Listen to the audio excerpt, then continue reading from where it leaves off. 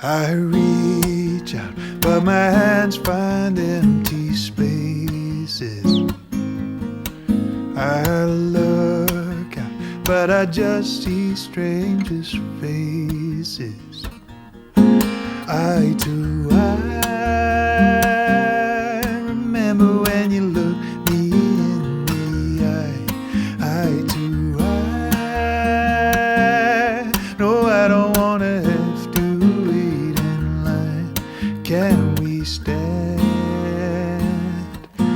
eye to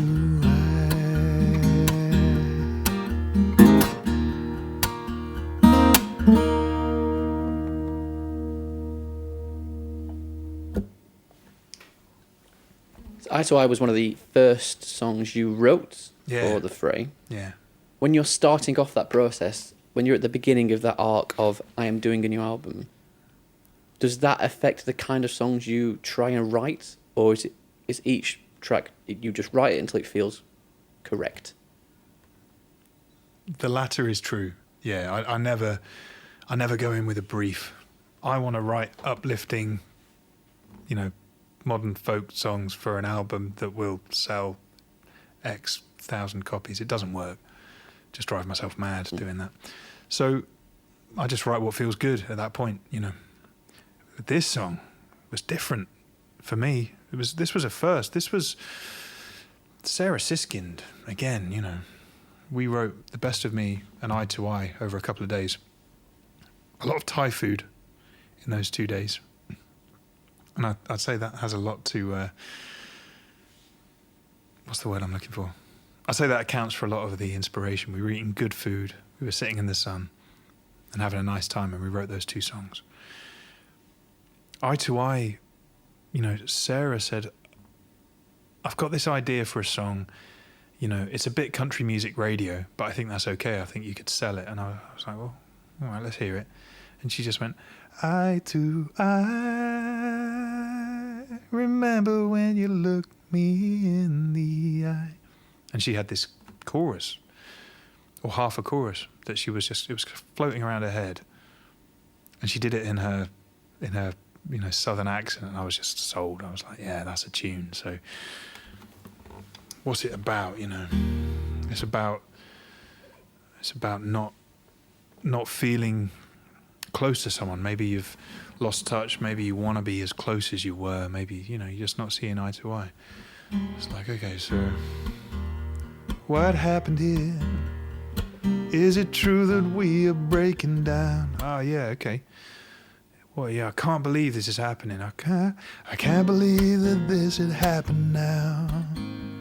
Can we work it out? And it's just about a conversation. You're having a conversation with someone. It could be a lover, it could be a friend. And I love the idea that, I reach out and my hands find empty places. I look out and I just see strangers' faces, which is how you feel so often. It's how I feel so much of the time, And then you just want to pull it back to that moment of recognition with someone. Eye to eye, remember when you looked me in the eye. And we wrote these verses. It was like, oh, okay, that's what the chorus is about. And it was one of those things again of bouncing off each other and finding, the kind of meaning in a song. We wrote quite a few verses for it and stripped it back and chiseled away at it until it felt, as tight as it should. I felt straight away like, do you know who'd sing this really nicely? Sarah Jarosz. And I didn't know Sarah all that well. And then in March last year, she got in touch and said, I'm recording a thing for the BBC. They're trying out a sort of socially distanced by several thousand miles, recording project. It's gonna air on BBC Alba.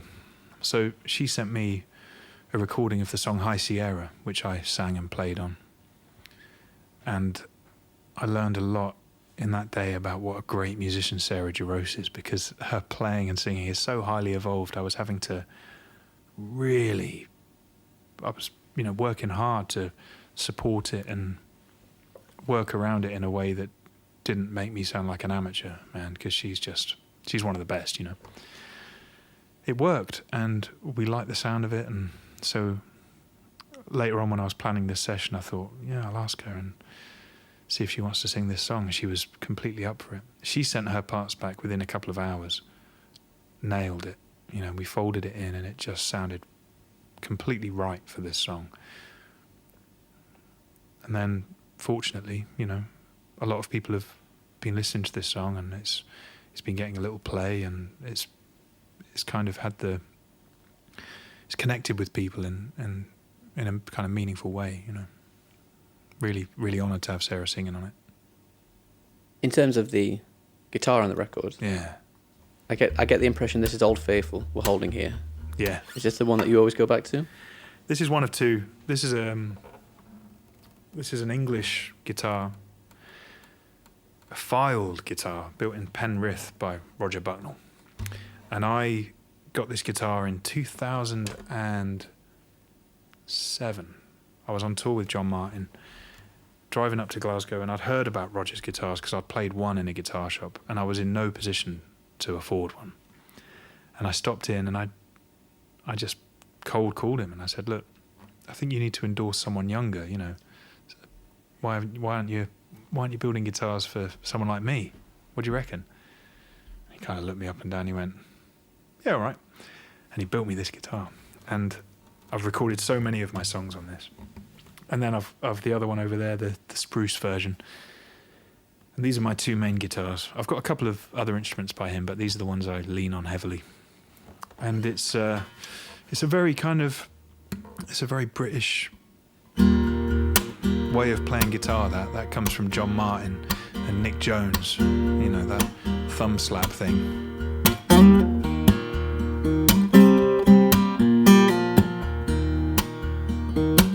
Kind of, you know, it sounds kind of folky, but then you get Jarosz singing on it and put some drums on it, and it's this kind of transatlantic feel.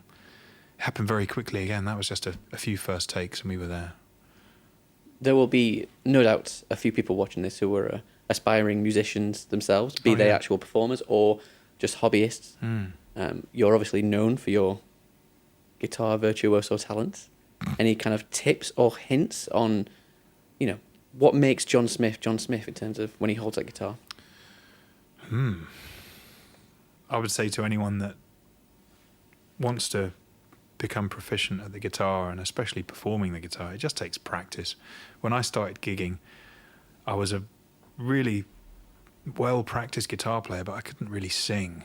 I couldn't hold a tune necessarily, so I played night after night at open mics, and I, you know, took a lot of flack in the early days because I wasn't a great singer, but, you know, I just did it until I felt good at it, you know. And then I made a record and started writing my own, you know, started writing my own songs, made a record of those songs, went on tour.